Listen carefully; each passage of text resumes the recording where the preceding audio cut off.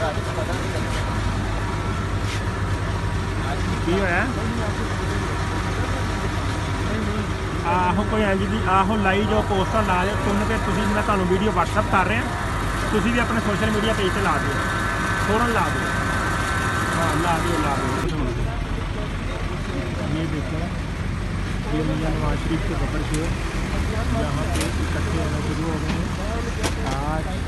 Government बुखलाहट में आ गई है और यहाँ पे रेड जाती उम्रा में रेड करने की कोशिश और कारकुन इकट्ठे होना शुरू हो गए। ये देखो ये पुलिस है इंशाल्लाह गवर्नमेंट की ये सब कहेंगे एम पी